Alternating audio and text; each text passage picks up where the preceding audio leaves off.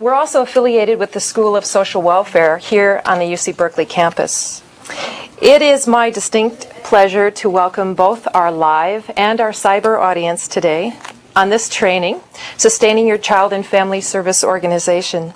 We have approximately 25-30 people here on site on the UC Berkeley campus, and we have another 75 individuals that are joining us in a webcast from all over the country.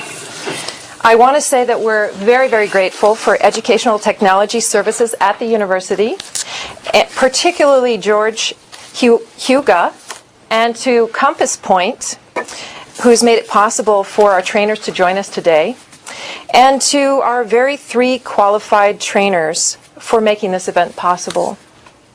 The topic that we've chosen to feature today is program sustainability. What exactly do we mean by that term?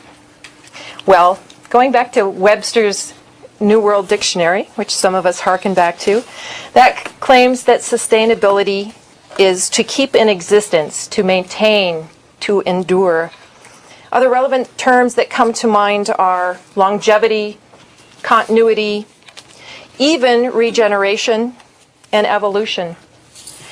The training today is intended to help community-based personnel consider issues that are relevant to sustaining their community-based programs over the long haul.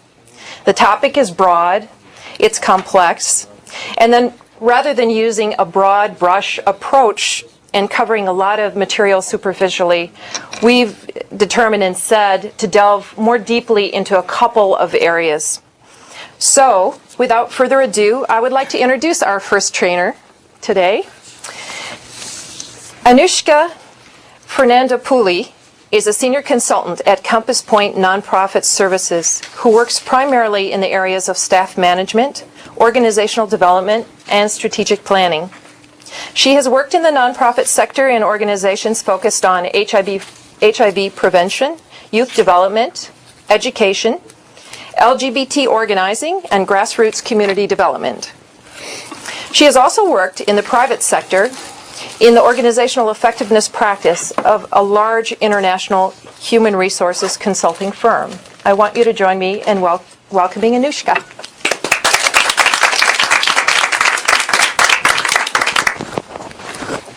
Thank you.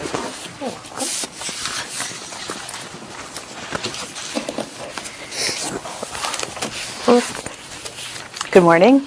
Good morning. So I think this may be the first time that I'm aware of that I've been cast on the web. So it makes me a little bit nervous, but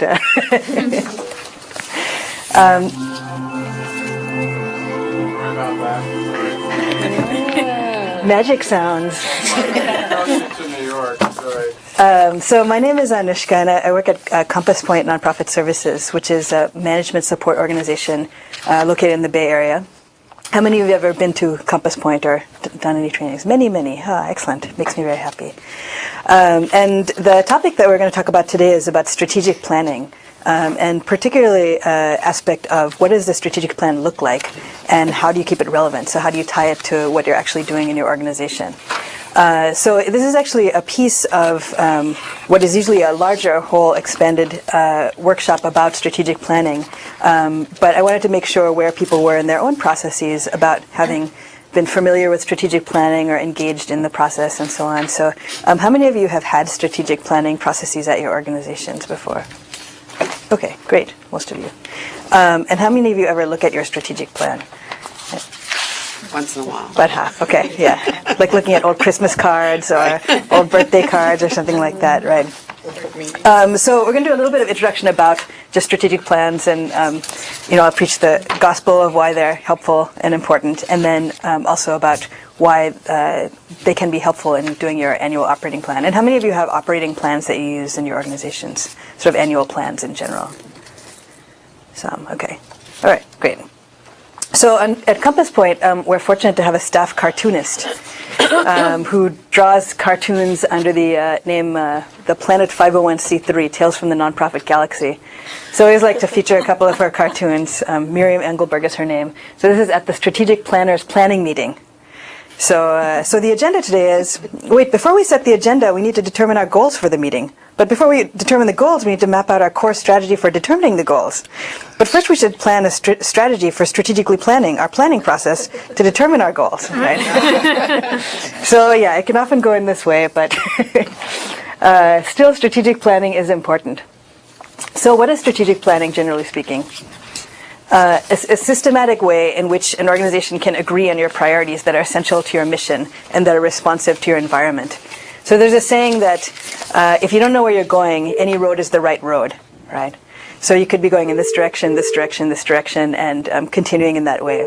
And both you can get buffeted around by the forces of funding, right? This is very familiar to many of us, where a funder says, oh, now do this, now this is important, look, we have money for this. And you can really get dragged off your path, right? And also you can be subject to this, what people on your staff are interested in doing personally. And if those things happen to fit within what your larger mission is, then it's great. But if you end up doing things that are really different, then you can get pulled off course in little ways, right? So example that I could think of in this way is an organization I worked with that works with youth and does HIV prevention and happens to be located in an area where there's a lot of IV drug use. So they were kind of functioning like a sort of small community center, but then the city came to them and said, you'd be a really great location for a needle exchange. So how about we give you this needle exchange contract? A needle exchange contract was a huge amount of money, like much more than their entire, any of their individual programs. So they said, yeah, that sounds great, let's do it. So they started doing it, but then they found that actually the people who would come in to do the needle exchange were very different than the population that was coming for their other programs. So actually it started to erode the sense of it being a community center in some way that people felt comfortable in. So they got sort of dragged off course by this larger contract. Fortunately, they realized what was happening and decided to drop that and stick with their original mission. But it's important to have a sense of that, or it's easy to get dragged in that way. Right? So in strategic planning, it's data-based, so it's good to get some info on which to base these decisions, right? Also, it's a good guide for you in how you should use your money that you have, your resources, time, people, money, and also your resource acquisition. So what do you need? What do you need to get to go where you want to go, right? And it actually, as a process, can build commitment in your organizations. So in going through a process, and the more sort of inclusive it is, the more that this happens, you can get people in the organization to buy into what it is that you're trying to do, right? So I wonder if any of you have had this experience in your strategic planning processes in which you feel like there has been some buy-in, and if you care to share something about that, if that is the case. Yeah, please. Yeah, that's right. We were part of a larger organization, and in 1997 that organization closed, and our office and another office of family service were able to stay open. And we had a board member come and do the strategic planning with us, and at that time we're psychotherapists. We all met with our board members, and it was very, very sort of galvanizing. It was actually a really good experience that we did that, because it did guide us exactly like you're saying in terms of knowing where we were going, what kind of funding we wanted to seek, and really has helped us to stay on course. But it was definitely the building commitment part definitely helped, and I could see the value of it for that. Great. Anyone else care to share their example? Yeah, please. I was thinking of two different examples. One where management met with the board to do the strategic planning, which was okay, but the experience that was really beneficial was where all levels of staff were involved and clients were actually involved in some aspects of the strategic planning. And as soon as that process, it took a long time, but as soon as the process was over and everyone that was actively involved, as we finished that process, it kind of spread throughout the agency, and people were able to hear the different levels and the different experiences. And so what you once thought was true about the agency, people actually saw it in a different way because of the level of involvement. Right, great, thanks. And that speaks to also the data-based part, because the board and the executive director could have sat down and made a strategic plan, but once you involve clients and other staff members from other levels, they know what's going on in a different way. So that's very helpful to get that. Yeah. I don't know if you want a bad example of strategic planning, but our organization really struggled with it for a while. Yeah. And the executive director at the time wasn't really bought into the process. And some of the board members were very kind of mean about, assigning tasks and not following through on what they promised to do. So we kind of struggled along for a while, and we gave it up, and now it has kind of a nasty name within our agency. But still, there's the need for it, and we just try to call it other things. One good thing that happened out of it was that we really did prioritize, what our goals are for the organization. And I use those. I'm the development director. I use those goals when I, write grant proposals. So Right. Some of it helpful, some of it a little hurtful. The goals? You mean just the process? The process was a little hurtful. Yeah, so having the goals is helpful, even, as you were Yes. saying, to communicate externally what it is that we're trying to do. So why should we fund your organization, or why should we even pay attention to your organization? What are you trying to do? It's like, you can say really clearly, this is what we're trying to do. We're trying to end poverty. We're trying to help children. This is what our goal is. And then the operating plan part is how we're going to get there, because sometimes it can sound very lofty and, like, sure, you're going to do that. How are you going to do that, right? What I'd say to the bad example part that you said is that, sometimes when you engage in any process, and strategic planning is one, it brings out the interpersonal dynamics that are there anyway. So my guess is that such dynamics would be playing out regardless of what the topic was in some way. And actually, sometimes in engaging in something like strategic planning, it can help to bring those to the surface and solve those. So, for example, many directors feel like their boards are really disengaged, and they can't really figure out how to use them. And then the board members themselves can't really figure out how to be useful. And, they come to the meetings and feel like they're kind of pieces of extra equipment or something like that, and show up once a month. But if you get into strategic planning and you actually get people on the board involved in it, including some of this data collection. So as part of the strategic planning, one of the interesting things is to actually ask other organizations, like peer organizations you work with, your funders, DCYF, whoever. Like, so what do you think we do well? What are our strengths? And what do you think are areas that we need to improve? So if you actually get board members to make some of those calls, it kind of ups their level of engagement. And I've seen it happen so many times where then the board comes back really excited and energized about what your organization is doing. And then, therefore, sort of willing to jump in more, and they feel more identified with it and stuff. So, yeah. I'm part of the same group or a different group of the other agency that was able to continue after the original agency died. And we had a day-long retreat off-site. It was staff and board members, and we had a facilitator come from CompassPoint. And that was really good because everybody got together and came together with some goals and purposes and what we wanted to do. That's great. And it seems like we need another one now because that was 8 years ago, so now we need to do another one. Yeah, that's a long time, 8 years. And things have probably changed, certainly in the environment, right? And for your organization. So it's good to refresh that. But that's great. I'm glad you had a good experience with that. Yeah.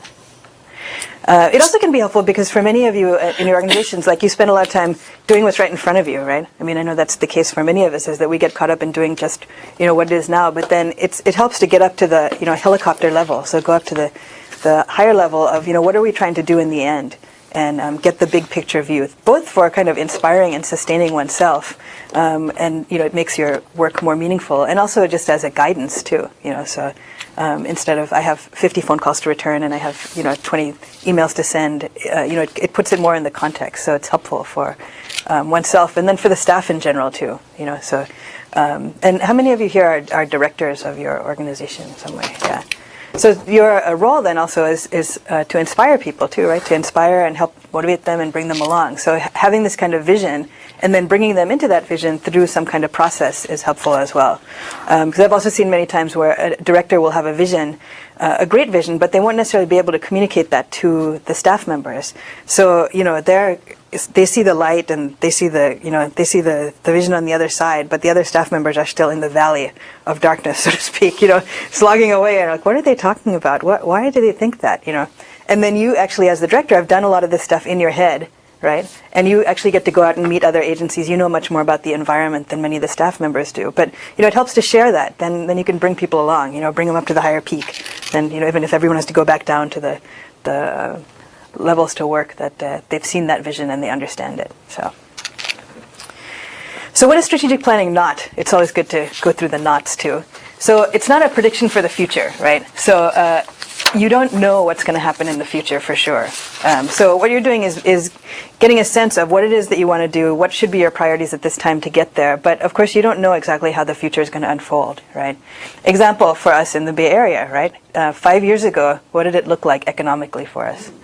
Right. It was the golden age, right? The golden internet boom over here. Right. And now it looks pretty different, right? I mean, the party is over. And, if you made a strategic plan in 99, 2000, based on what was happening then, you might have been very ambitious, and had this idea of a lot of expansion, and the money was flowing, and seemed like a lot was available, and so on. And then, things have changed. So you don't know that when you're making your plans, which is partly why it's good to sort of refresh them and go back to them and change them. But, you do the best that you can with the information you have now. But it's not as if you're trying to predict the future, right? Also, it's not sort of a smooth, predictable, linear process. So this is about, people grappling with ideas and goals. And so it's not as easy as, doing something very mechanical.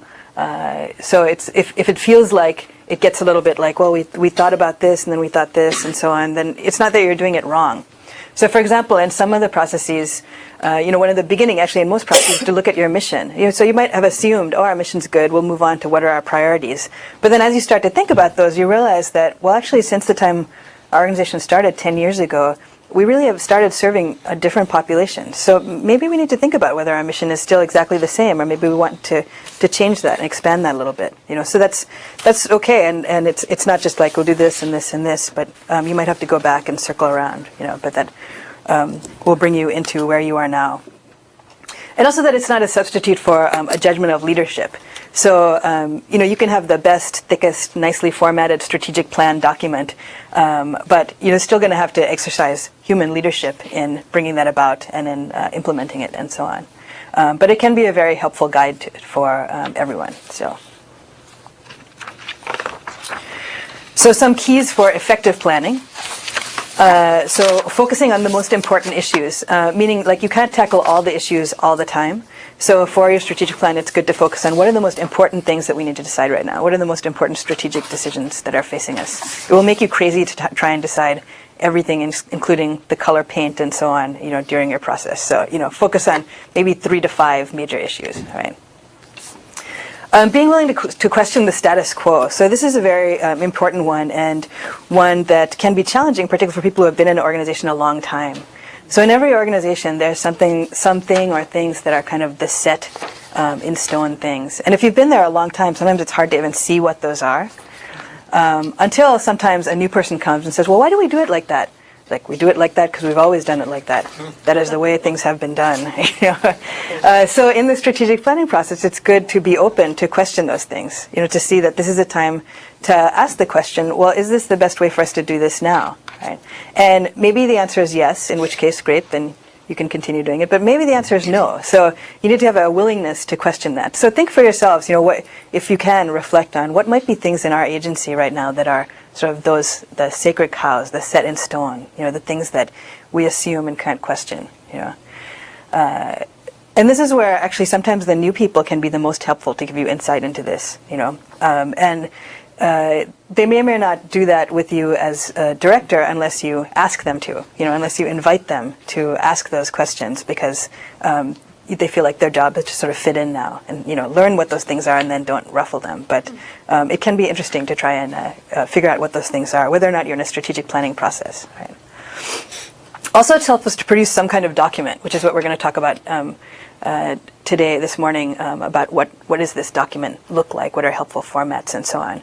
And this is because you can go through a great process and go through a great retreat and so on, but then people might not remember exactly what it was that you said. And the document doesn't have to be a huge tome, but at least to record some of the things is very, very helpful.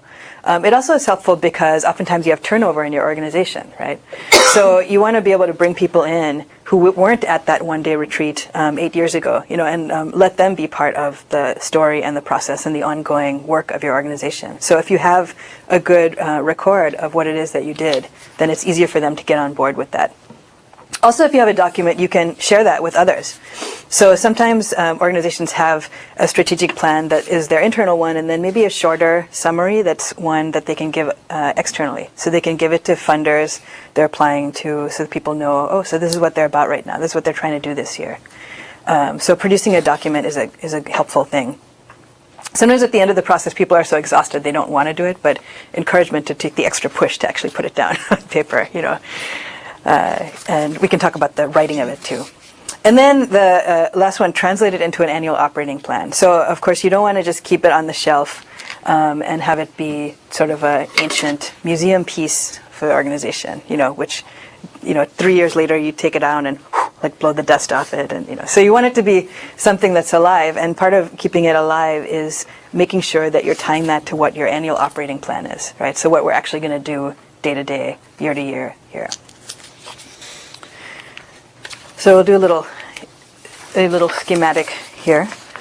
So in the process, you might think that of there being 7 main steps, and we'll be focusing on sort of the middle ones here. So the first one is about getting ready. So planning to plan, so to speak. So do we have the group of people who want to work on this? Is it clear what the process is? And various other steps in this. And actually this schematic is taken from a book that 2 colleagues of mine at CompassPoint wrote, which is called Strategic Planning for Nonprofit Organizations. So if you're interested in learning more, also I encourage you to check out this book by Mike Allison and Jude Kay. And has a helpful little disc. Oh, now CD-ROM in the new version, CD-ROM, for you with various forms and things you can use. So getting ready. Then the second step, as I mentioned, the articulating mission and values, vision and values, right? So just revisiting that. So even if you think that's going to be a total slam dunk, making sure that you check into that to get agreement about that. Then this is kind of the fun, interesting part, this assessing your situation and agreeing on priorities part, right? And this is where you can get, you go into some kind of data collection stuff, whether it's interviews. It's always good to check in with your clients, to have some kind of survey, focus group kind of thing with clients. See, even if you yourselves think we're doing a great job, it's good to check in with them, see what they think, right? And then the agreeing on priorities. And this is all these little arrows going back and forth as part of it's not a linear process, because it might be that from what you learn about that, you realize actually we need to ask a few more questions, we need to find out something else. Part of it has to do with assessing your environment. So seeing, since the time that we started, maybe there are other agencies that have sprung up that are doing different pieces of what we used to do. Do we still need to do those or not? Looking into your program mix is always a good thing. So you probably have a variety of different programs. And some programs that you have are ones that, hopefully all the programs that you have are ones that fit well with your mission, right? Then some programs you probably have that are ones that are easy to get resources for, you're really good at them, and not a lot of other people are doing them, right? So those are easy ones to see that you can do. Then there are probably other programs that you feel fit really well with your mission. They're kind of the heart of your organization, but nobody wants to pay for them. It's really hard to get money for them, right? So that's also good. The heart of your organization, the mission. Stick with that. But it's difficult to sustain your organization if all your programs are in that category, right? So you kind of have to have a mix of them. You can't keep all of the programs being the heart and soul, but unsustainable. So if you have some kind of mix, and so you have to make some decisions sometimes that can be challenging about that. But it's good to look at sort of your program portfolio, so to speak, map it out and see, where do these different things lie? And in cases in which maybe it is difficult to get resources for something, are there others who we can collaborate with, for example, to work on this? Are there others who are doing this that maybe we should just decide, well, we did this 5 years ago, but maybe it's time to let go of that and let somebody else do it and just focus on this particular area, right? So then, assuming you've done all that stuff, then we'll go into this writing the strategic plan, and then implementing the plan, which is coming up with an annual plan. And then the last piece is to do evaluation and monitoring in the end, which means to continue to check in with the plan and make sure that it's going along.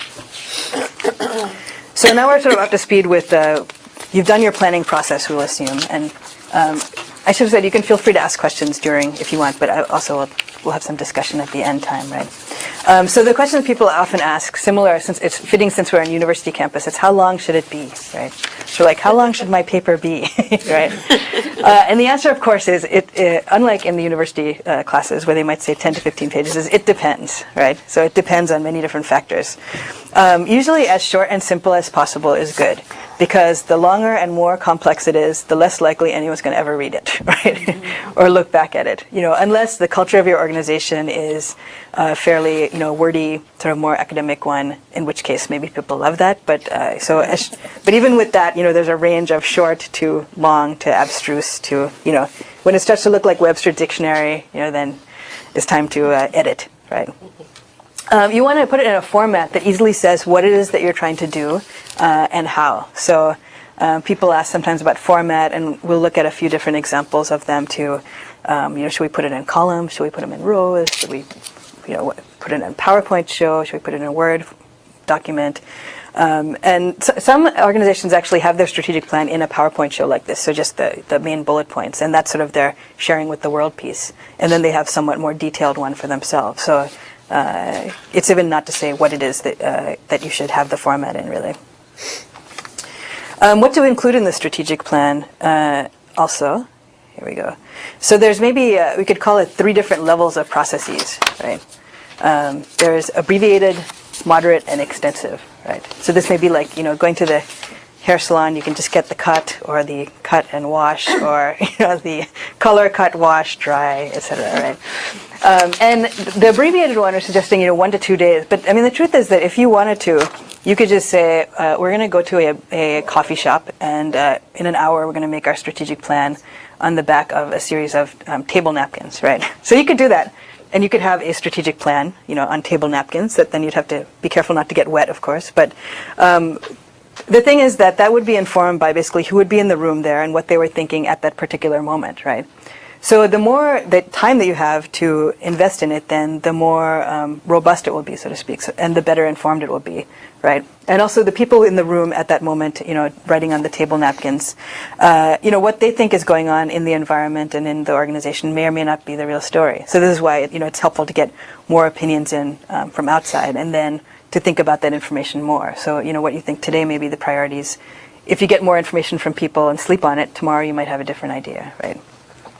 But of course, you're probably doing other things in your organizations besides the strategic plan at the same time. So, you have to make the balance of how much time you have and so on. But you can do it in sort of a one-day retreat kind of thing if you want to. And the basics that you want to have in there is the mission, vision, values, a summary of what your core strategies are and what your priorities are. So long-term, short-term priorities. And so just because people always ask the how long should it be question, we gave some numbers, so 3 to 8 pages, I guess.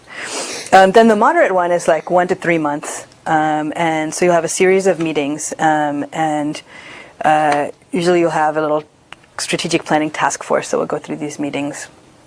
And then you might add like a little introduction from the president of the board. In that case, you would hopefully have done some kind of sort of environmental analysis, so analysis of your world. And this can be a very fun thing to do, sort of like who's our universe, you as an organization. So you can draw little lines, who are the other organizations that we interact with, and who are our funders, who are our populations of clients, who are our friends, it can become a whole interesting model to see who's in your universe. Also, if you've done any client surveys or stakeholder interviews, you can include some of that stuff in summary. Although, of course, if you do surveys and you have said that they're anonymous, then you just want to make sure you put that data in sort of aggregate, right, not identifying people. So that could be more like an 8 to 12 kind of 8 to 12 page situation.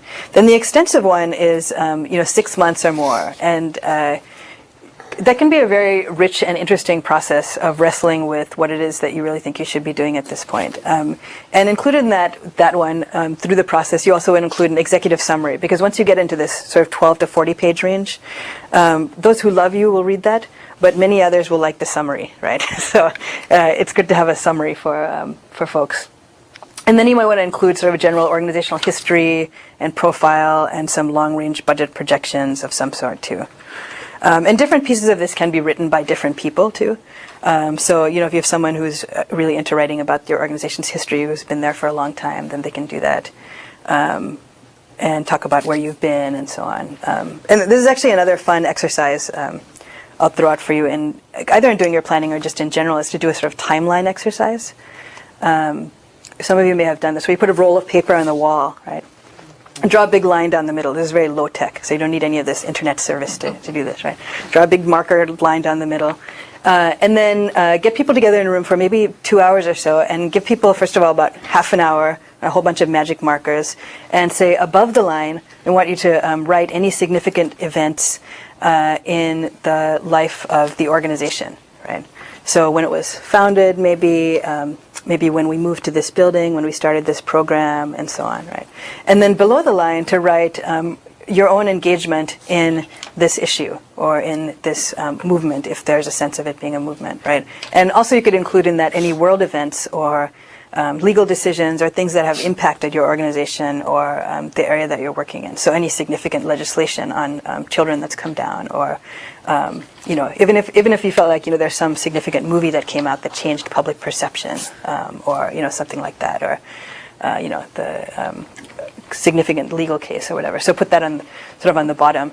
So people go drawing, sketching, and so on, and then after about 20 minutes, then you step back and you sort of have this timeline piece, and you kind of go through it event by event and let people just say why it is that they put this thing on there. So it's a little of a storytelling kind of event with that as your main piece, but it gives you perspective also in both where your organization has been and come through and people's connection to it too. So it can be a good way to help people feel connected, to bring new people along with the history of the organization, and also a little artistic fun too with the markers. So.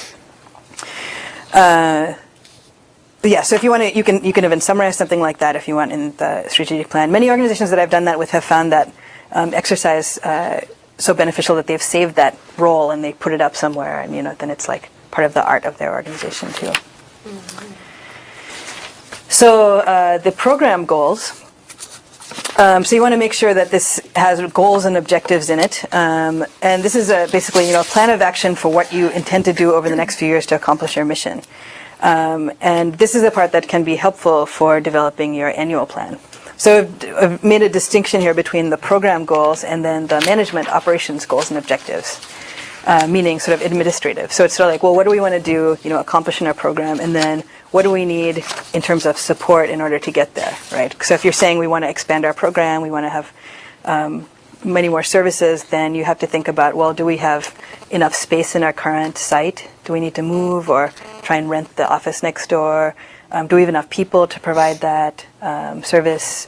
Do we have enough tech stuff? Do we have enough computers? Do we need to have more people involved? Staffing levels? Yeah, what kind of fundraising do we need to do to get this off the ground? Is our board the right size? Do we have the right people on the board? So all this stuff. So that's sort of the administrative thing that will drive the program.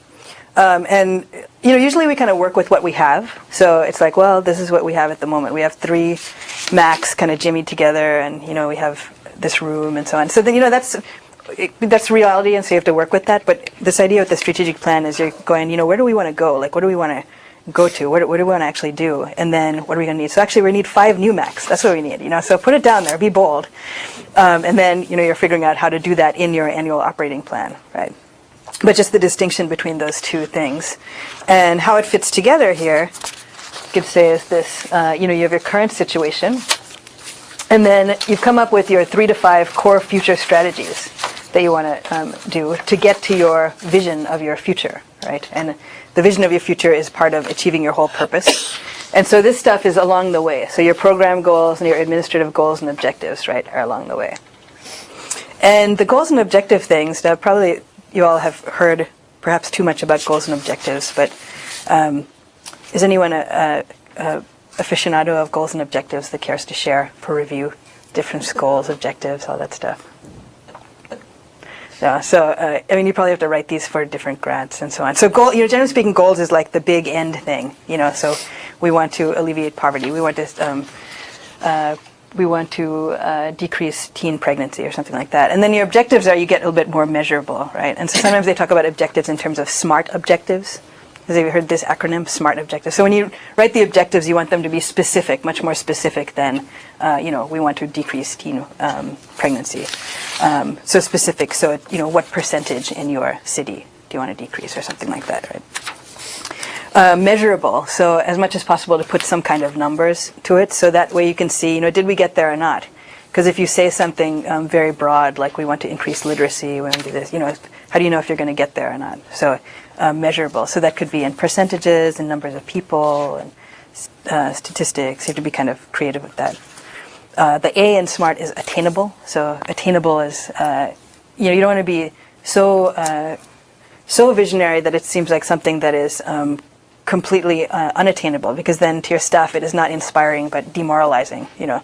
We will never be able to solve the issue of homelessness in San Francisco in the next year, for example. So, if that's your vision of the plan, then particularly if you don't have any specifics to get there, to people, it's going to be hard to take it seriously, right? Realistic. So realistic based on, what's going on in the environment right now. And then the T, the important one, is also time phase. So you want to make sure to say, when am I going to do this by? And if it's something that needs to be staged, to make sure that you have, like, okay, so we're going to try and do this by January, and this by March, this by May, and so on, right? So I briefly showed you this cartoon and then skipped over it again. So strategic planning magic tricks revealed. So struggling to finish a strategic plan, we went to understand a successful organization to find out how did they do it. So they had a magician. So reaching consensus. The official story is everybody worked as a team to determine what was best for the organization. How it was really done, you are getting sleepy, you are putting aside your personal agenda and striving for consensus. The writing of the plan, the official story, we systematically analyzed all the data we gathered and we formulated it into a plan. And then how it was really done. I've stuffed all of your shredded data into the hat, and with one tap of the magic wand, the strategic plan appears. Or implementing the plan, the official story. So after intensive proposal writing, we found the needed funding to implement the plan, how it was really done. The genie, I'll grant you the money you need to do everything you envisioned, including ending world hunger. Hooray! So, as mentioned in the story, actually, whatever issues are there in your organization are going to come up in strategic planning. So, like if people have trouble with deadlines, guess what's going to happen in the strategic planning process, right?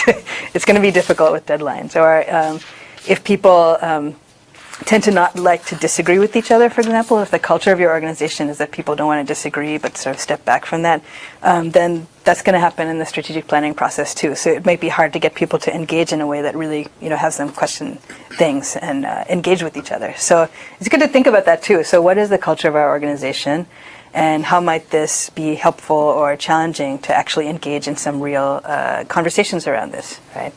And if you see some obstacles, to address those up front. If you're a part of the strategic planning process, to say, this is what we're trying to do, and we really want to have this process be to actually, question things about how we do, or look at how we're doing things. So it may not be our usual way to disagree with each other, but for this process, I want to say it's good if we can question each other in a respectful way, and that there's nothing wrong with that, and so on. So some of that is through facilitation, and it can be helpful to have outside facilitator, but you don't necessarily need that. So if someone in the group is willing to hold that role, or even have it be a rotating role, make sure that there is some sort of ground rules that will help people to feel comfortable doing that and set up the parameters, then that can be a good thing too. Okay, so what happens when you have your strategic plan and you want to look at, well, how do we make this happen, right? And maybe I'll point out to a few examples of some plans, which is in this other handout that you have. Not the slides, but this, what does a strategic planning look like and how do you keep it relevant? So on page 5 is an example of a format, one particular format of a plan that is sort of a narrative format, an outline narrative, we could call it. So in this particular area, this is about, they've gone through their plan and they have their administrative or management objectives. So staffing and benefits. So their goal is to attract and retain qualified paid and volunteer staff and ensure the delivery of quality services. So that sounds good, right? Who's going to disagree with that? So then their objectives in understaffing, to increase the number of paid staff from 20 full-time to 35 full-time employees to support our ability to provide a needed service. To increase the number of volunteer hours per year from 5,750 to 9,000. So you see they're getting real quantifiable here, right? So someone's run the numbers on how many volunteer hours they currently have and has figured out probably on a weekly basis, like at the moment we have this many per week, and actually to do this, the new program we need this much per week, right? assess whether more complex and differing needs of client require certain jobs that were done by volunteers to be done by paid staff. So yeah, it's not that at the end of the strategic plan you have to have everything nailed down. Like part of it can be, we still need to figure this one out. But that figuring out is part of your plan, right? Salaries and benefits, the objectives to assess the overall salary structure and benefits package, analyze fringe benefits package on an ongoing basis, and so on, right? So you get the idea with this, the different categories, they've written it down. Then another one that I will show you is on page 7. Should strategic plans include year-by-year objectives? So this one, they've chosen to have, the overall goal is increase the graduation rate of girls in high school, right? And then they've divided into columns, year 1, year 2, year 3. And then year 1, they have complete a study, year 2, implement pilot project, year 3, continue pilot project. So they've kind of broken it down like that. So that would be fairly easy for them to turn into operating plan like that, right? And then page 9 is a column format in which they have, the goal is ensure that families have a safe place to express their feelings and to lessen their sense of isolation. And then they have the sub-goals, A for support groups and B for peer mentor program. They've decided to have kind of a long commentary, which is basically sort of justification for why it is that they are choosing to do that. So support groups are the heart of SFCD. Support groups are the primary places where families meet and connect, et cetera, et cetera. We want to continue the support groups we have and also be flexible and expand to meet new needs in San Francisco. So they're giving, a little background for people who might not have been there about why they want to do this. And then on the right column is exactly what they're going to try and do. So increase numbers of support group participants, provide a group in Bayview, improve linkage of group members, and so on. And they could have been even more quantifiable in these.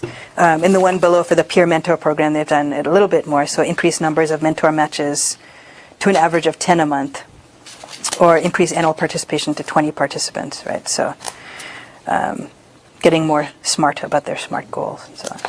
So there's a couple format examples for you. Do any of these look familiar to people for their own plans? Mm-hmm. Yeah? Okay, great. So levels of change. So this is a general model that we use at CompassPoint sometimes in thinking about change. So how do you do change in your organization, right? So this middle little circle here is skills, and this is individual skills, right? So you send someone to a training to teach them PowerPoint or something like that, or you send them to a training to learn how to read a budget, or to learn supervision skills or whatnot, right? Individual skills. So that's great, and that can be helpful, but it's important to realize that that alone will not necessarily create the change in your organization, because what you have around them is systems and structures. So systems and structures hold those people's skills. So supposing you send someone to a training to learn how to do performance evaluation or something like that, or to give feedback to staff. So they learn that, and that's good, they're better at that, but they come back to work and there's no time for them to have individual supervision with staff. That's not built into their schedule. So, okay, they have the skills, but the system is not supporting them being able to implement those skills, and therefore helping to create change in your organization. And then maybe you do have the system, so maybe you've decided to change it so that the people who are supervisors are given 1 hour every 3 weeks to meet with their supervisees, and there's a system in place to do performance evaluations every year, and you actually come up with a form and so on. But then you have the organizational culture surrounding it. So the culture is that which all of this sort of soaks in, a la the water in the aquarium, right? So supposing people have skills now and you have the systems and structures, but nobody really takes seriously the performance evaluation, including the director. So everyone knows there's this system there, but people don't. You don't really have to do it. Everybody hates the form. The form is very onerous and unpleasant, and people don't like to engage in that way anyway, because then it highlights the fact that someone's a supervisor and someone's a supervisee, and the power is very uncomfortable. And anyway, on and on. So the culture of your organization also affects whether or not the change is going to be able to take place. So it's good to look at these things on these 3 levels. So skills, system and structures, and culture. And culture can be the least tangible, but also the thing that can make or break your change. So when you have made your strategic plan, and then you have translated that into both your program goals and objectives and your management or administrative goals and objectives, a lot of those things will probably involve change, right? So even hiring one new person in your organization is some change, right? Or changing positions or expanding your facilities or something like that is all change. So you want to think about it in terms of implementing the change on these 3 levels. So what skills are we going to need to give people in order for this really to happen, right? What kinds of systems are we going to have to change in order to make this happen? And are there anything in the culture that will have to change to make this happen? Now, common ones that come up, for example, are around communication, right? So many times in strategic plans, people decide to either expand programs and start to do some different things, or maybe open another site or something like this. And this instantly changes the way that you will have to communicate in your organization, right? Because now, instead of being able to like spin around and see everyone in your office, some people are on different sites, so you're going to have to call them, right? So the stuff that people would learn informally about what's going to happen in the organization, or that you would overhear because everybody hears everyone's conversations all the time, even though they pretend that they don't. You know, the people in the other office can't hear that, so you can't assume that they know everything that's happening. So, thinking about what do we have to do in order to have people communicate well now? Do we need to actually consciously move to sending emails to each other? Or do we have to consciously move towards, having some section in staff meeting where we announce stuff? Or what is it that we need to do in that way? Or maybe even, the culture of communication around interrupting people. So in some organizations, there's a culture that if you want to talk to someone, you just wander over to their office and you say, like, oh, hey, what about this? And ask them, right? And that's fine. But in other organizations, people are hard to catch. Like some people are in meetings here, or they're doing outreach here, off-site, so it's hard to do that. So then people leave notes for each other, or some people leave voicemail or something like that. So, what is the culture that you have around how to sort of catch people and talk to them? And does that need to change too? So it's good to think about all these things as you're trying to implement some kind of change. Sometimes it's easy to go to the skills level, which is like, we'll send everyone to a training and it'll be great, right? But send everyone to the training and still, if it doesn't happen, what's going on there? Like, what's happening? So for instance, you come to this workshop and hear about writing a strategic plan, but it doesn't necessarily mean strategic plan will happen in your organization, or, that you'll be able to do it, because it'll take many other ingredients. So what are the other ingredients that will happen in that, right? Questions, comments?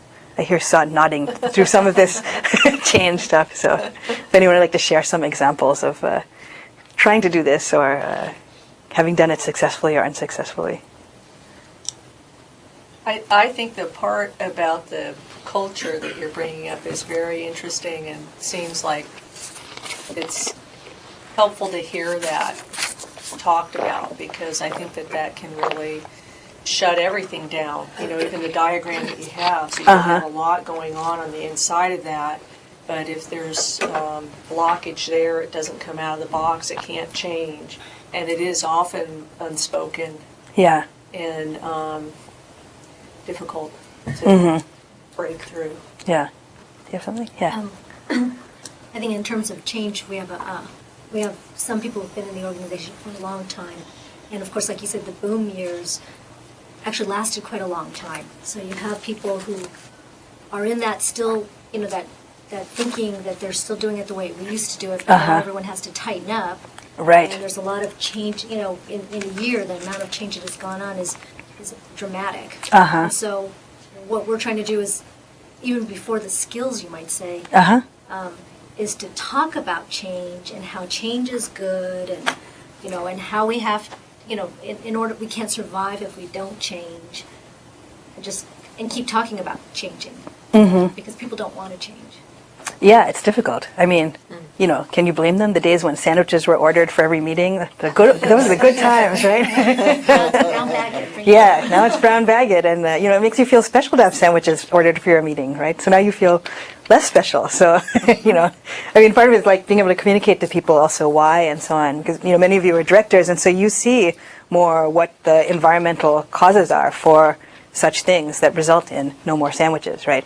But other people, they may have made sense, but it may not be as clear to them why that's the case, and so then it just makes people feel less special, which isn't really, you're not ordering them sandwiches because they're less special, or so on. So, Yeah. Yeah. And I think sometimes that's the hard part, is that because we see the environmental part and the need to do it in order to survive, but people doing more direct service or who have been doing this for a long time, they don't see that bigger picture. And even if they do see the bigger picture, it just still doesn't, it's still a loss. The loss of the sandwiches, well, there's no money, but still, I have to bring my own sandwich. So it's very hard to, how do you go... Changing the culture. It's Changing hard the to culture, change. yeah, because it's the fact is there's not enough money to buy sandwiches, Yeah. but they still don't like it. Yes. Yeah. But there's not liking it and not understanding it, and understanding it and not liking it, So, yeah, I think the best that you can do is to help people understand, so that they don't misinterpret what something is about or something like that. And I think, in the change in the culture, oftentimes you have to make explicit what wasn't explicit before. So, we used to have food all the time, and now we, it's an explaining why that was a good part of the culture, and then why has that changed? Why do we have to do it differently now? And positive implications for what people actually care about, like that you're making choices about money also to serve clients. So that the prioritization is about the values of the organization and so on. So yeah. I was actually just going to say we're in the process of shifting toward an organization that also emphasizes quality documentation, and this is part of the environment. And I think we're doing everything right. We're explaining the environment and so forth. But I think we also just have to expect there are going to be people that just aren't going to, that's just not their style, and this isn't going to be the right place for them anymore. So I think you also have to expect that there's going to be a certain amount of turnover. Yeah, there can be when you make any changes, and particularly if you make big changes, like in a strategic kind of direction, where people came on board to the organization when this was happening and now that's happening, or even in different life stages of organizations, and including directors. So some people really like the sort of creative, entrepreneurial, chaotic kind of startup mode of an organization. Or you see this in business too, right? Some people like to start a lot of businesses and then they kind of move on to something else, and that's the life cycle that really engages them and feeds them, and they love that. So but then when it moves on, the organization moves on to another stage of sort of stabilizing, where you have to pay attention to things like systems and structures, and it's a bit more dull, then there's some people who naturally feel more like, they like to do that and they're good at that and setting up the systems and so on. But oftentimes the people who are the idea kind of liking things being chaotic and creative people don't like that as much. So then it's time to transfer to someone else or a different style. So that can be true. It can also be true that in some kinds of change that you can help people through with the communication and so on. So sometimes when people can understand really clearly why it is that something's happening, and also if you can create room for people to, be able to ask questions or, express whatever grief they need about if it's some big change, like the end of a program, for instance. We're so invested in this work, and people don't do this work except that because they care about it, right? It's not for the high salaries or the glory or something like that. So it does feel like people are more tied personally to things, and so if a program ends or if people are laid off or something happens like that, there's a sense of loss and connection and stuff like that. So it's important to sort of be able to acknowledge that in some way, and allow people to have the grief really about the endings of things, or in some places sort of a ritual about the ending of something like that. And that's part of the life of an organization, as it is for the life of anything. And some people may choose to stay, and some people may choose to go after that, but at least providing some kind of sense of container for that is helpful too. So change management is like a whole other topic, but it's but it's important, and it certainly is related to this. So we're kind of touching on it today, but there's a lot of other interesting things you can look at for that. There's some one model called the change cycle, right? That suggests that people go through these 6 different stages of change and things like that, and sort of how to help people through different ones, and various things like that. So more at another time about that. So maybe we should get into this annual implementation plan, right? So you got your strategic plan, and you've had a great process, and you've had your party, and how do you get it into the implementation now? So it's important to take it from the strategic plan and make a plan every year related to it that's about making this real, right? Making this come about now. So it's not just a story. And we have some various examples that I will reference. But generally speaking, you want to put enough detail in the plan to guide the work, right? So even if your strategic plan may be more directional, you want to put really more specifics into this implementation plan. You want to have a format that will allow for you to report on progress. So usually you want to line up whatever you put down as your goals and objectives, both on the program side and the administrative side, and then you can put in little comments about when. This is where you want to get into the whens, specifically who's going to do what by when, and very important to put someone's name, like a particular person's name, assigned to the different goals and objectives to pay attention to that stuff. It's also good to have this annual implementation plan because it shows your consistency with what your overall priorities are. So making sure that all the stuff that you're trying to do is consistent with the strategic plan. So the general grand idea is that you have your strategic plan up here that shows your direction, and then the departments or the different programs will be doing something, including administration, to feed into that plan. And then all the people in those departments, their particular individual work plans and performance plans will be tied to that. So this is the idea of getting everyone like rowing in the same direction. So the people individually are working on plans that feed into the department plans related to strategic plans related to your end goal, right?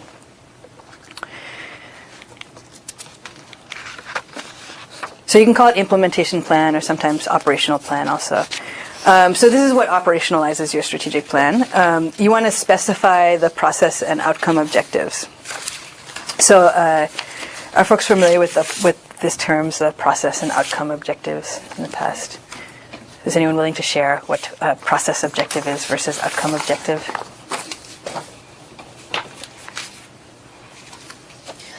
Yes, Jean. Well, I'll take a shot at it. Thank you. I mean, process objectives would be more action-oriented modes of how you get to a particular end stage.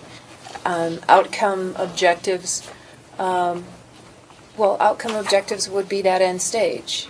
They would be sort of markers in the road as a way of reaching your goals. Yeah. Yeah, so the outcome is the outcome, the end stage, and the process is, did we do the things that we think will get there? Right. So it's the two different things, because supposing that you have, say, an outreach plan that you have, so your goal is to get 20 more people into your program, right? So the process objective is to engage in the outreach plan, which may be to go to 5 different events and to make this brochure and so on. But then the outcome objective is to get these many more people into the program. So you can achieve your process objective, but then maybe the outcome objective didn't come about because of other factors, including that maybe they weren't connected closely enough or something else happened. So it's good to know maybe you were able to succeed in achieving your process outcomes, but actually the outcome objectives didn't happen. And then that can be a good place to look at what's going on there.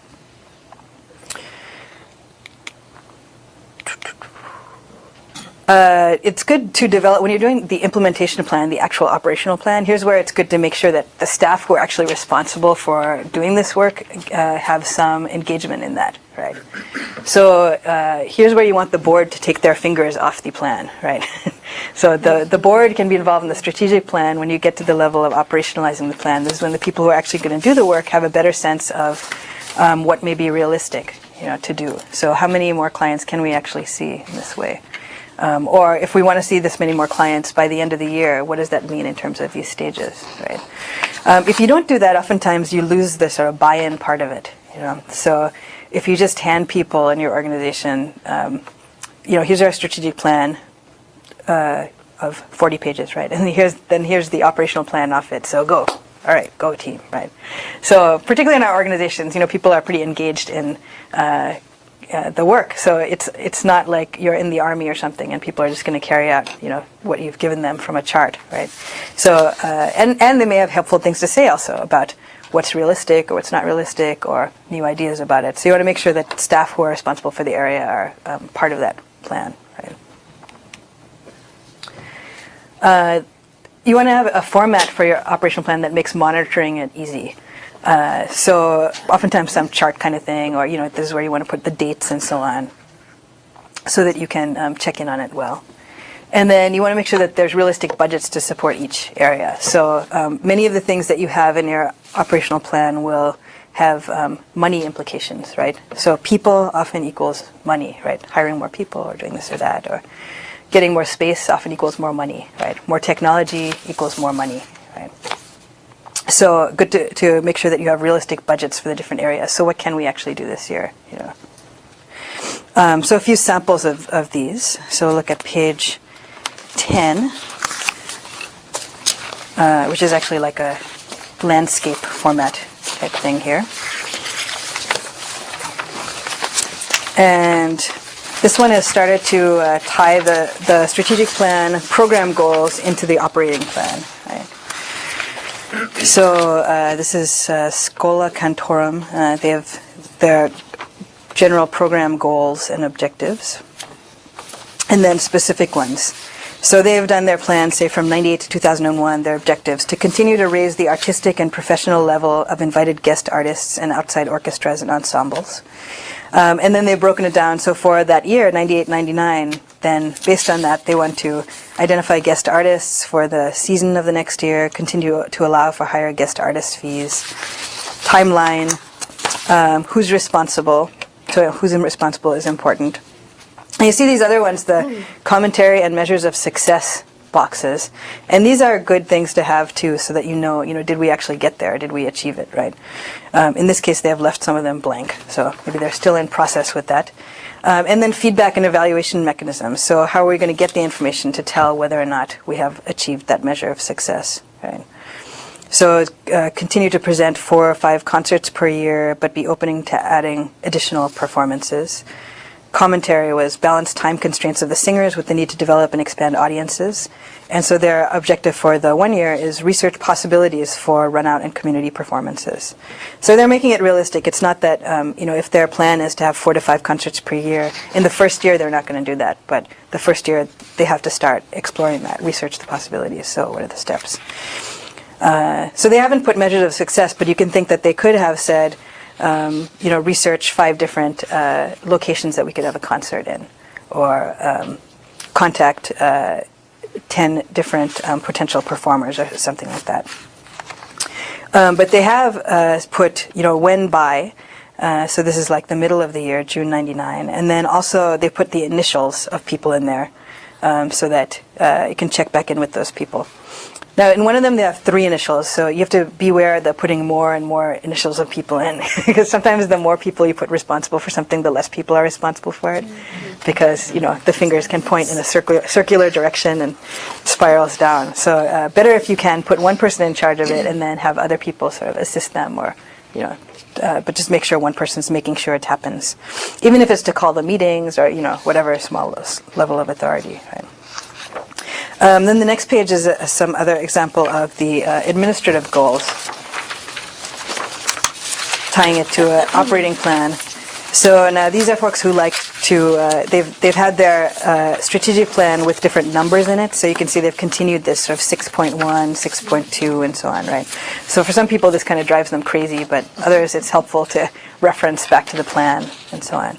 So this is their staffing and benefits to attract and retain qualified paid and volunteer staff. Then they have various commentary about it and why they want to do that. So because of low salaries and increased expectations of staff, we've had high turnover, especially in line staff. We want to focus our resources on bringing our staff capacity in line with our service levels and make sure we have the administrative support to provide for efficient and effective delivery of services. And we need to increase our entire compensation package over the next 3 to 5 years. So they've realized that. So you can see that this is the kind of thing, like you can imagine what the story was in the back of it. So in their strategic plan being processed, they realized, well, we've lost a lot of people, and why is it? Then maybe they did a little data collection, maybe they did some exit interviews with people and found out, where are people going? Everyone's leaving not because they don't like the work, but because they need to get paid more, want to get paid more. Or there is some, in parallel organizations that are doing similar work, the salary levels are much higher. So it's good information to know. And so if you want to change that, you need to have a plan to increase salary. And then at the same time, they're wanting to increase the number of staff. So they've done their plan for 5 years. So what do we want to accomplish in the next 5 years? Increase paid staff from 8 to 15 is one of them.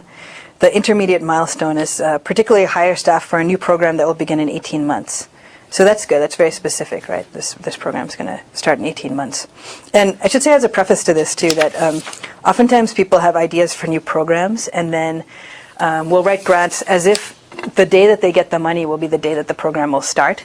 And just to caution you against that, to build in the time for the hiring of the new staff member, right? Because basically the day you get the money for the new program is the day you know you can start it, which is the day you might start the search, or it's the day you might, finish the job description or something.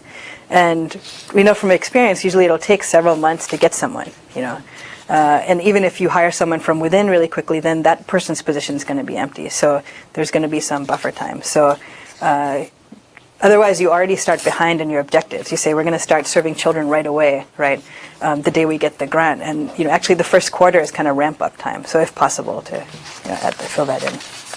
The development person is smiling here in the front row. So then measures of, so what do we want to accomplish?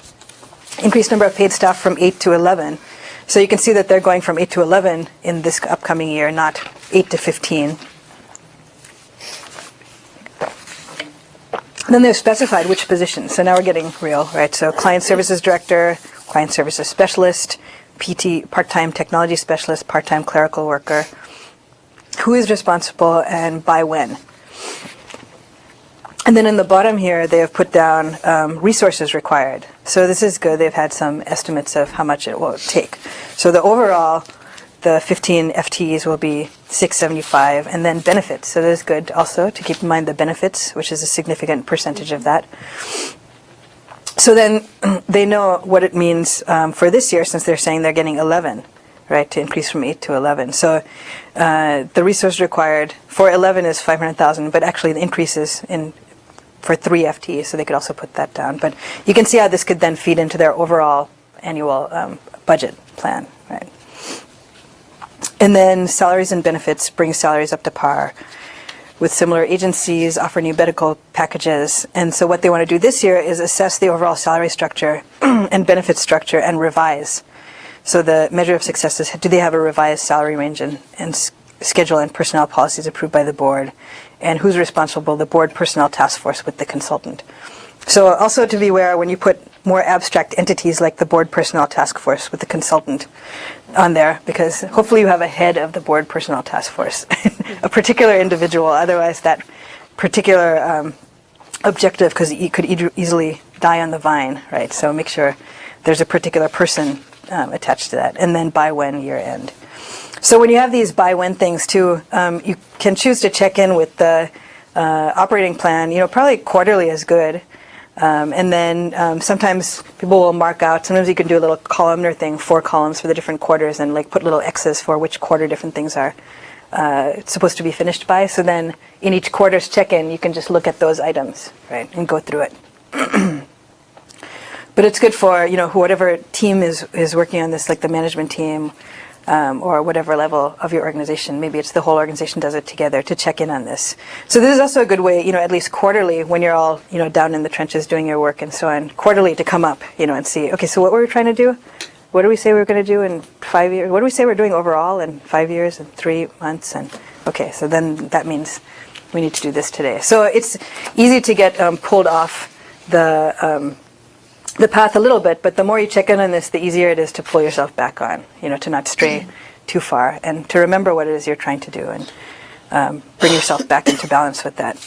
And this also helps you in prioritizing, to say yes or no to things, right? So is it useful to spend staff time to send someone to this day-long workshop, right, of managing in lean times, right? So is that going to be useful? Well, actually it is, because look at the stuff that they're having there, and we specifically need to make some changes to our budget, and we need to look at strategic planning, and we need to look at fundraising, so it would be, right? So it'll help you to prioritize people's time as well.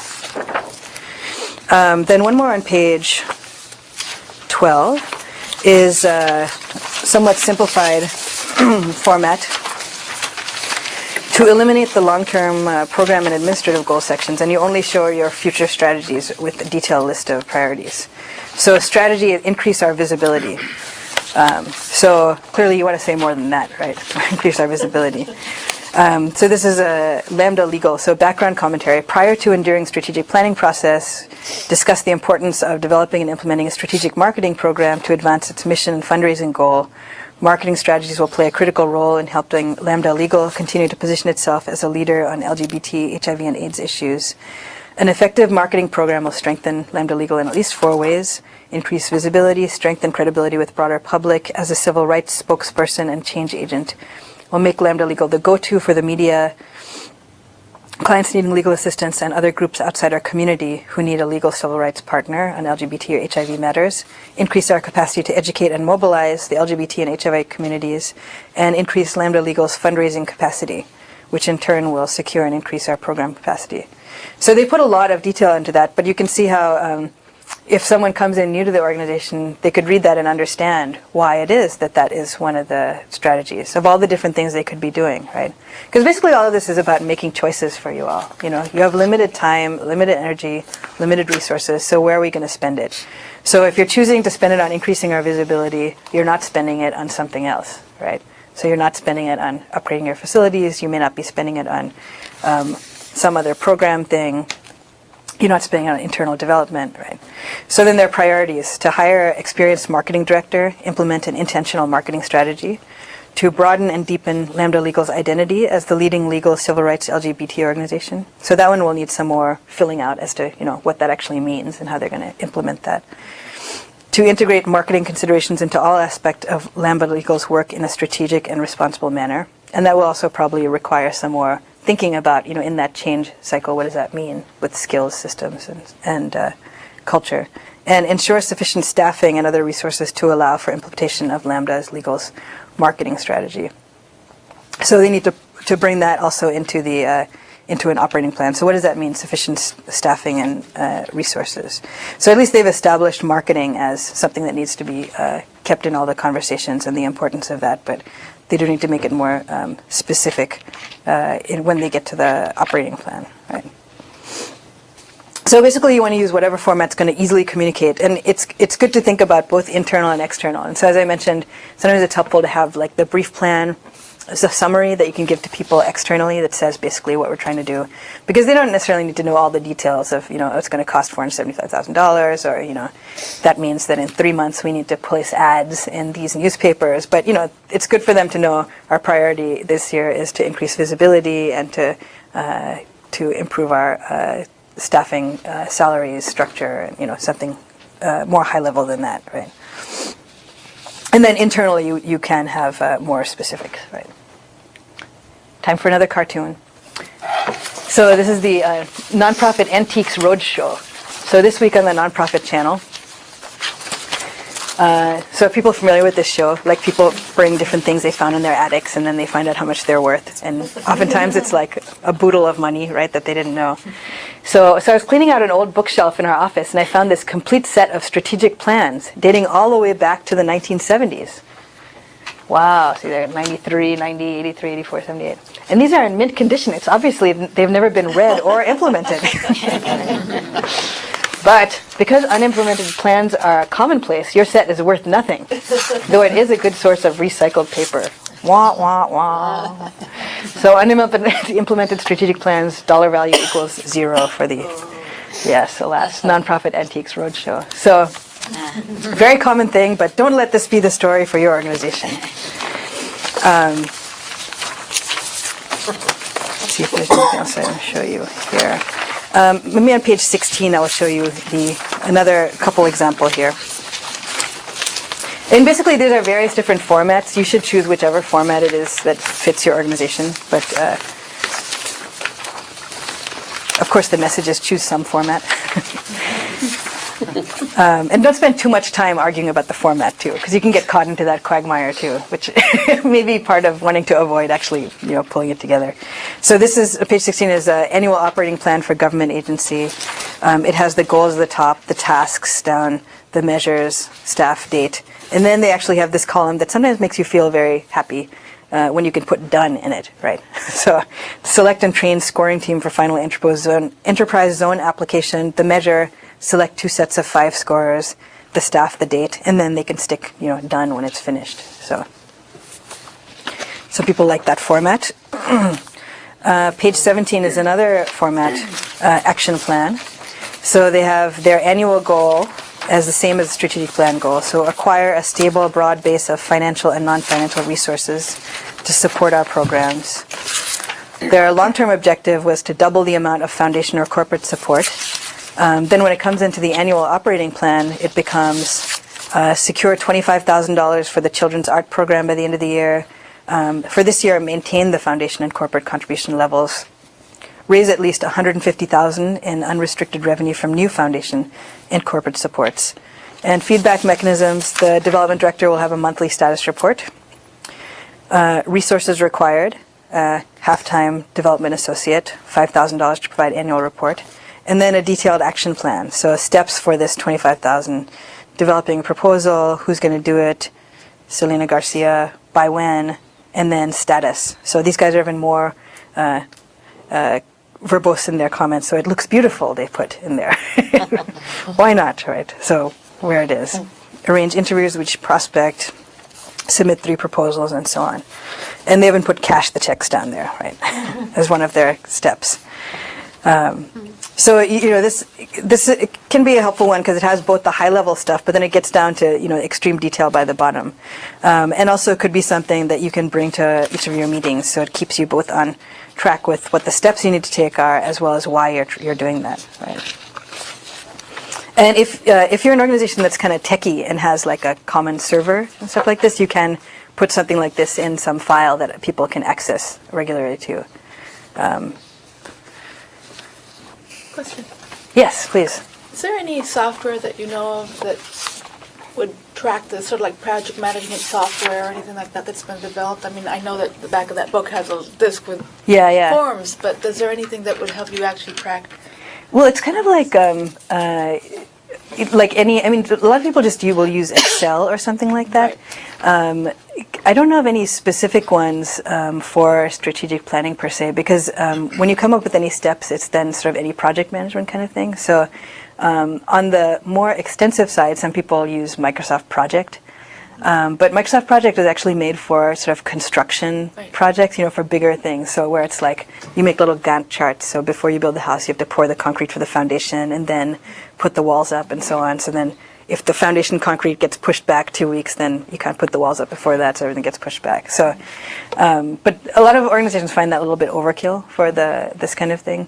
So I think that the chart-oriented that I've seen have used Excel spreadsheets as such, and then made columns for time and so on, and like sometimes linked the sheets like that. But I think because the level of how detailed and so on is different for different organizations, there hasn't been so much like a template kind of thing. Yeah, please. Anushka, I know that one of the points that you made early on was that this is not a linear process. Yes. Strategic planning. And yet, when you look at the various formats for strategic plans, it's all very linear in a way, in my way of thinking. And I wonder if you've ever come across anything where there might at least be a column added in which might address obstacles. Yes. And then solutions to potential obstacles. Yes. You have seen something like that? Yeah, and I think that's a good point. So thank you for bringing that up. Is that you can, of course, in your plan, the greatest laid plans have different obstacles come up. So it can be helpful to have those comments. So not just the column that says done, or just done or not done, but there's some reason why it's not done, and so potential obstacles, and then what you're going to try and do to overcome those. And those are the kind of things that usually, when you're in your strategic planning thing, it all sounds good. How you make it out to be. So you may not even be able to foresee some of those things. Mm-hmm. Some of them you can, but some of them you can't. So so it is good to have that if there's anything like that could potentially come up. Yeah. And for some people, this all seems way too formatted. It really is interesting to see in different organizations' cultures how they use different strategic planning. So in some organizations, I've seen that they actually do have these really thick plans, and I wouldn't think that someone would read them, but they do. They actually seem to reference them a lot, and there are cultures in which people tend to go back to written documentation a lot, and sometimes it's related to the subject too. So like, legal organizations are used to dealing with a lot of legal paper and stuff. They're used to this kind of thing, so it doesn't faze them to have a big, thick, formatted thing like that. But in some organizations, people tend to be more verbal rather than written. So if the plan gets too detailed, then it starts to lose people. So they need to just have it sort of main point formats like that. So basically, whatever works for you to help you keep you on track. And more of these things are kind of the more detailed ones, because then it's easier to take out details and make it simpler rather than to add them in. Right? So general questions, comments. Does anyone have a format of a plan that you find works? If you have a strategic plan, do you use it? Do you check in on it? Is it helpful to you? I know many of you raised your hands in the beginning as having gone through the process, so it may be helpful to your colleagues to share your stories. In my situation, what was difficult was we went through a whole master planning process and everything, but the master plan I inherited didn't have any action plans associated with it. Okay. That was a big problem. Yeah. But besides that, it was such a complex organization with lots of different parts to it that it was very I mean, if we'd really done this level of detail, it would have been a huge document. Yeah. So I just never fully got myself wrapped around that in a way that worked for me. It just was very complex and time-consuming, and then, strategic planning gets a bad name. Yeah. So it's hard to balance that. I mean, yeah. To what level of detail do you go with the big group, and then at what point do you delegate some of the more details to a smaller group? But it's just, right. I never really completely felt comfortable with that. Yeah, and I think that is also a good observation, is that you can have the planning group do some area of it, but then allow smaller groups that are more invested and engaged in that to work on the details of different things. Mm-hmm. And it's kind of like for some of these things, you can see that if you left it at the higher level, you would still have questions, or it wouldn't be clear whether it was done or not. So if you just left it as acquire a stable, broad base of financial and non-financial resources to support our museum's programs. So that sounds good, right? But who wouldn't put that into your plan, And what does it actually mean? Like, did we do that or not? It's who defines what is stable, broad base, right? So when you ask that question, then you come to the first level of more detail. So double the amount of foundation or corporate support. Okay, so that's getting more specific. To broad base means double in these particular areas, right? And then what does that mean for this year? If our strategic plan is over a number of years, is get a $25,000 grant for the children's art program by the end of the year, right? So then, okay, so that sounds good. So that's more specific. And this is where now you want to get into it with the people who are actually going to do it, right? So this is Selena Garcia, Susan Seeker, and Pam Proposal are the members of your development team. So they will need to think about, how are we going to do this? So the bottom part of it is all them deciding that. So when do we need to develop a proposal in order to do this? So they know what the cycles are. Or they know, you can't expect, if you want to have the grant in hand by the end of the calendar year, by December, you can't start working on this in October, right? It ain't going to happen. So, backing out of it. So what the steps are. So, to whatever level is helpful. So for these guys who are actually going to have to do it, it was helpful to realize, like, okay, by February, we really need to have developed the proposal, and then, so on like that.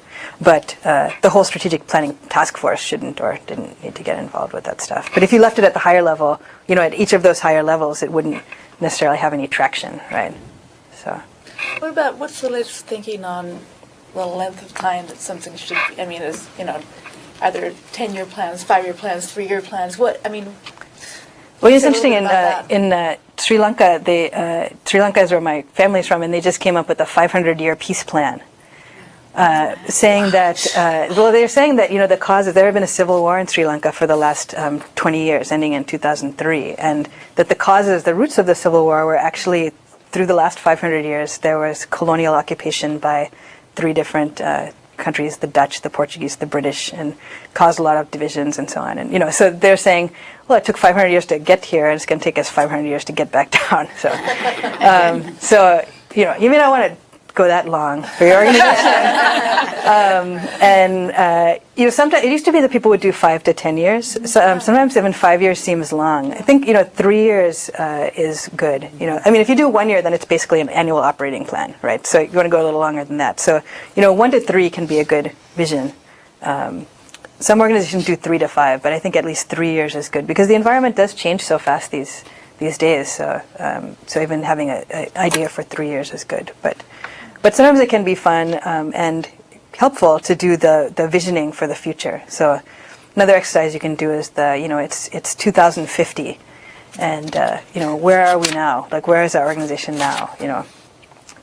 Or to imagine writing the headlines that you want to see. Like, what newspaper story do you want to see in and then insert the name of whatever the favorite periodical is for your staff, whether it's a magazine or newspaper. Well, what's the article you want to see about your organization in 50 years? So you can do a little exercise like that.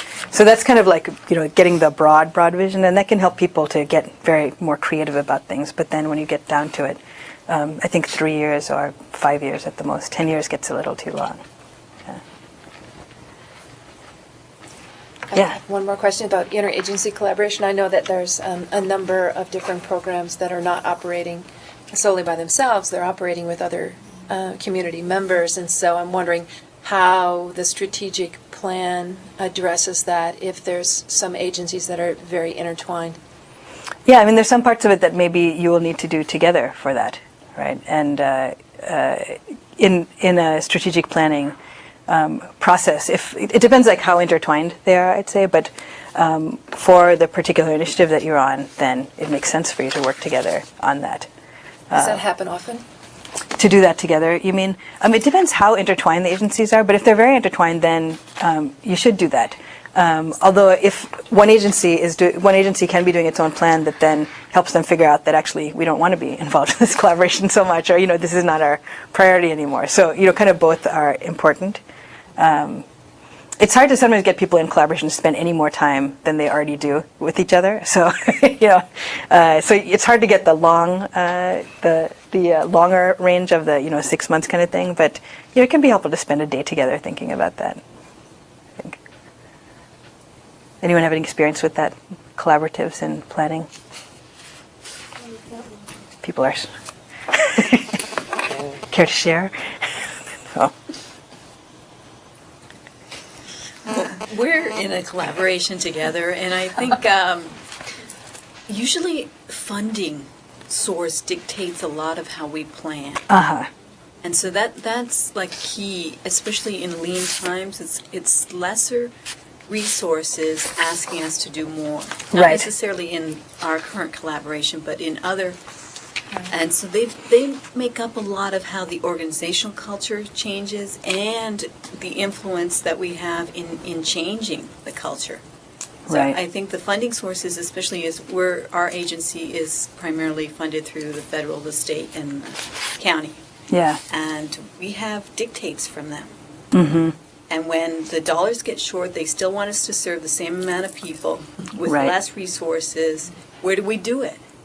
And the nonprofit sector, we take that hit all the time. Uh-huh. And then, how do we survive during this lean time? Yeah. Where do we make the change? And when do we say to the funding source, who is maybe our primary source of revenue, we can't do it? Yeah. And I think that's unfortunately is such a common story. And, they ask you to do more and more with less and less until finally they ask you to do everything with nothing, right? Basically, that's where it's heading, right? That's where it looks like it's heading. But I think this is one reason why strategic planning, or something, even if you don't like the name strategic planning, like some prioritization process is important, because basically you're having to make choices. Right. With limited resources, you're having to make choices. And it's just like oftentimes you've had to lay people off, so now one person is doing 2 jobs, right? Mm-hmm. But are they really? They're not doing 2 jobs. They're doing half of one job and half the other job, and without management of them, they're doing the half of, some selection of this half and some selection of this half that they feel like is important. Or given human nature, we tend to do things that we like or that we're good at, and tend to avoid the things that we don't like and that we're not good at, right? So this is why it's helpful to manage prioritization of that as well. So it's the same for us as organizations, is like when you're asked to do more than you can do with less resources, you have to make some choices. So how are you making those choices, right? So without consciously going through a prioritization of some kind, maybe you don't have the time to do the long one, but okay, so this is what we have to deal with right now, and we're making these choices. So what's most important to us? What do we want to do with this? Mm-hmm. And what can we do? Because otherwise you're making those choices on the fly, and it could be random. It could be based on sort of the whims of the person who has to do with it. It could be based on who shouts the loudest at you, or which program officer or department person seems the nicest, or which may not necessarily mirror what the needs of the clients are when you're making those choices. So, but thank you for sharing that. Yeah.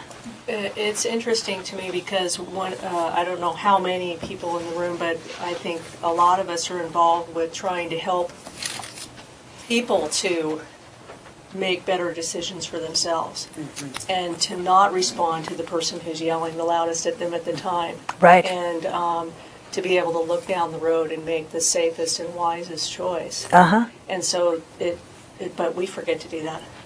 Yeah. So, so I think it's important for us kind of to take our own advice and do a little bit of this, even though it's not so fun to do, but it really does help to guide you down the road. Yeah. And it can be help for you both in making decisions and even to sometimes standing up to some people who are trying to tell you to do this and do this, and say like, well, actually, we spent some time thinking about this, and these are our priorities for this year. This is what's going to get us to where we want to go. So, you get harder to be swayed like that. Yeah. Well, I just think, too, that as a process, it can actually bring a lot of the parts of the organization together, especially the board committees and things, because we had a strategic plan when we were expanding, and after that was finished, everybody just sort of forgot, that we don't need to do one, we're done now. Yeah. And what we discovered is that, for example, the finance committee and the treasurer, they made the budget. And even though they're supposed to ask, and other people and the program people and everyone are supposed to put their input, it doesn't always happen that way. And then you go to do a fundraising plan, but there's no input from the other side either. So now that we're going back to trying to do the strategic plan, we're realizing that from that strategic plan will come a budget, will come a fundraising plan. So now everybody has to work together all of a sudden. Right. So it's seeming to be helpful. Yeah, it's a good observation. Yeah, and fitting those things together, because otherwise usually you make your annual plans, but you might make them somewhat more isolatedly. So you're missing the piece at the top that will sort of bind it all together. Right. So I know we're getting close to the end of time here. Right. Should I turn it? I'll turn it back over to Jean. Sure. So thank you. It's good to spend time with you this morning. I hope the rest of your day goes well, and you can always you could email me at CompassPoint. My email is my first name and last initial, so Anushka F, which is in the front of your presentation, at compasspoint.org.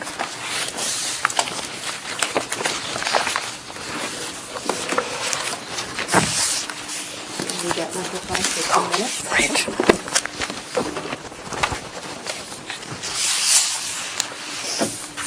For sharing. Thank you.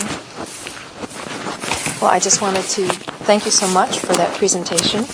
A very wise person once told me that those who fail to plan to fail.